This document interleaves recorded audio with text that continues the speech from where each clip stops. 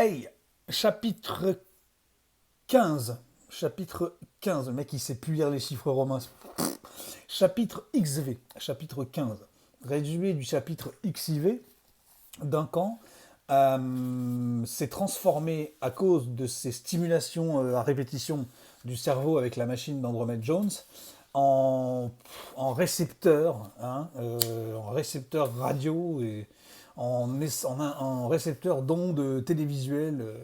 Il a des tas de films qui se superposent dans sa tête en même temps que la radio. Il entend du Madonna sur du Santa Barbara, La petite maison dans la prairie avec une BO de Michael Jackson, Colombo et Kojak dans le même film, etc. Enfin, c'est le bordel dans sa tête. Et il commence à péter les plombs. Et un jour, il décide d'aller quand même s'excuser auprès de sa prof de cuisine parce qu'un matin, il l'a envoyé péter en cours et qui se sent un peu couillon de l'avoir envoyé péter. Et puis qui se dit qu'avec sa dinguerie, cette petite prof de cuisine serait peut-être mine de rien, une des seules, comme en plus elle l'aime bien, à être disposée à croire à tout ce qui lui reste sur la patate et qu'il n'a pas eu le courage et la possibilité d'avouer à quiconque.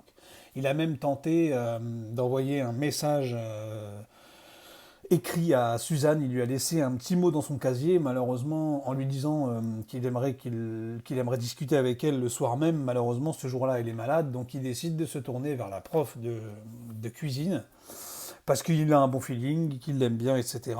Et la prof de cuisine lui dit qu'elle serait disposée à entendre tout ce qu'il a à lui dire et qu'elle le croirait. Et il s'avère que la prof de cuisine sort une espèce d'objet de son tiroir, ou de je sais pas où elle le sort, qu'elle le pointe sur Duncan, et que Duncan se retrouve paralysé, et qu'il se fait lui-même la réflexion dans sa tête qu'il a été bête de ne pas s'apercevoir avant que c'était Mademoiselle Carpou, la petite prof rigolote de cuisine, qui était en fait l'extraterrestre. On va en savoir plus grâce au chapitre 15, pas de secret.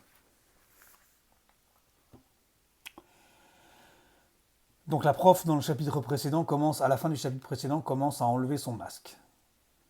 Chapitre 15, pas de secret. Le vrai visage de Mademoiselle Carpou ne ressemblait en rien à celui de Broxholm. Sa peau était d'un vert mordoré comme le feuillage printanier d'un saule pleureur et couverte d'écailles. Elle avait 3 yeux, celui du milieu étant situé au-dessus des 2 autres, au centre de son front. C'était le plus grand des 3. Je ne découvris pas ce 3e œil tout de suite car elle l'avait dissimulé sous un morceau de sparadrap. Ah, je me sens mieux, dit-elle en arrachant le sparadrap. Le 3e œil s'ouvrit. Sa pupille rouge était verticale, comme celle d'un chat. Quand elle le darda sur moi, j'eus envie de crier, j'eus envie de m'enfuir, j'eus envie de m'évanouir. Mais je restai là, paralysé et obligé de regarder. Le plus étrange était encore à venir, car une fois que mademoiselle Carpou eut enlevé le sparadrap de son œil, elle ôta de son nez quelque chose qui ressemblait à une petite pince à linge. Oh soupira-t-elle tandis que son nez se déroulait. Et ça, qu'est-ce que ça soulage. J'en aurais dit autant à sa place. Ce nez évoquait la trompe d'un petit éléphant vert, sauf qu'il était plus plat et qu'il comportait 3 tentacules, ou doigts, ou quelque chose comme ça, à son extrémité. Au repos, il descendait recouvrir sa bouche, mais il ne se reposait pas souvent. La plupart du temps, il s'agitait çà et là devant elle, comme une espèce de serpent doté d'une volonté indépendante. Oh Duncan, tu ne peux pas t'imaginer ce que c'est bon de laisser enfin retomber mes cheveux, poursuivit-elle en se débarrassant du genre de bonnet de bain qui lui recouvrait la tête. Laisser retomber mes cheveux n'était pas l'expression adéquate, car ces derniers se redressèrent dès qu'elle enleva le bonnet. Je ne pense pas qu'on pouvait les qualifier de cheveux. Ils étaient de couleur lavande et aussi gros que des vers de terre. De même que son nez, ils semblaient se mouvoir de leur propre gré, chaque ver épais se déroulant, s'enroulant sur lui-même, se tortillant de tous les côtés. Les regarder me donna la chair de poule. Malheureusement, il m'était impossible de fermer les yeux. Encore un petit détail et nous pourrons parler, m'annonça-t-elle. Ou du moins, je pourrai parler, et toi tu te contenteras de m'écouter un moment.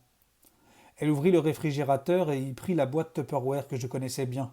Elle posa celle-ci sur la table, ôta le couvercle et dit « Tu peux sortir, Spout !» La chose limace, toujours aussi luisante et gélatineuse, se répandit par-dessus bord. Je songeais que ça pouvait être une bonne ou une mauvaise nouvelle. Une bonne nouvelle s'il s'agissait de la limace que j'avais déjà rencontrée, parce que j'étais content qu'elle soit encore vivante.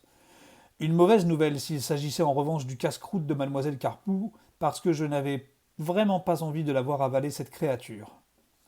Une seconde après, mademoiselle Carpoux souleva la limace et la déposa sur son épaule. Si elle ne mangeait pas avec son aisselle, tout allait bien. Bon, maintenant que je me sens parfaitement à l'aise, voyons ce que je peux faire pour toi, dit l'extraterrestre. Elle s'approcha de moi. J'aurais voulu hurler.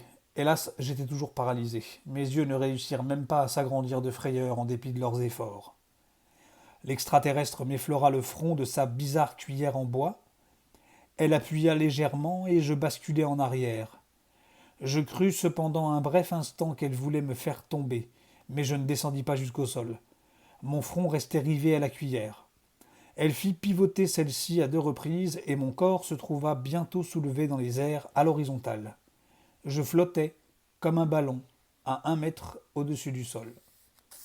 Toujours à l'aide de sa cuillère, mademoiselle Carpoux me coucha doucement sur la table. Puis elle se pencha sur moi et m'examina. La limace dégringola le long de son bras pour me regarder de plus près elle aussi.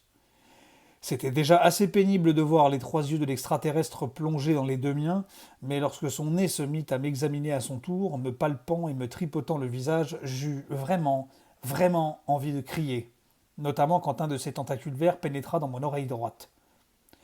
On a eu une dure semaine, mon petit Duncan, hein demanda-t-elle d'une voix qui me sembla plutôt empreinte de sympathie. Quelle réaction attendait-elle de moi? Que je hoche la tête en souriant? Impossible. Je dus me contenter de la regarder d'un air passablement stupide. Si seulement les violons dans ma tête avaient pu se taire 1 minute et me laisser penser. Oh, pauvre Duncan, reprit mademoiselle Carpoux, voyons si nous pouvons t'aider un peu. Elle se dirigea vers le placard où nous rangions les mixeurs électriques et tendit le bras vers l'étagère du haut. Je ne veux pas dire qu'elle le tendit comme nous le ferions vous et moi. Son bras s'allongea démesurément. On aurait cru de la guimauve ou du caoutchouc, enfin quelque chose comme ça. Quand elle revint vers moi, elle tenait à la main une petite boîte noire, pas plus grosse qu'une boîte d'allumettes. Elle posa celle-ci sur mon front. Je compris qu'il devait s'agir de quelque puissant dispositif extraterrestre, car la réception radio s'arrêta aussitôt. Quel bonheur! Pour la première fois depuis des jours, j'avais du silence dans la tête. C'était un tel soulagement que j'aurais pu embrasser ce hideux visage. Mon visage n'est pas considéré comme hideux sur ma planète, m'informa mademoiselle Carpoux. Et de toute façon, je ne voudrais pas que tu m'embrasses. Je bondis mentalement de surprise. Lisait-elle dans mes pensées? Oui, dit tranquillement mademoiselle Carpoux. Elle pratiquait la télépathie. Pas tout à fait, m'expliqua-t-elle. Vois-tu, les circuits de cette boîte ne se contentent pas de bloquer les ondes radio et télé qui affluent vers ton cerveau, ils sélectionnent et amplifient pour moi les ondes qu'il émet lui-même, ton cerveau. La sélection n'est pas facile parce que ton cerveau accomplit 1000 choses à la fois. La tâche de ce petit appareil consiste à transmettre ce qui m'intéresse à un récepteur implanté dans ma tête. Cela ressemble à de la télépathie, mais tout passe par une machine. Étais-je censé répondre quelque chose à ça? Non, c'est inutile. Tu dois me laisser parler. Mais puisque nous allons être amenés à travailler ensemble, autant nous connaître un peu mieux. Travailler ensemble? Pensai-je, affolé.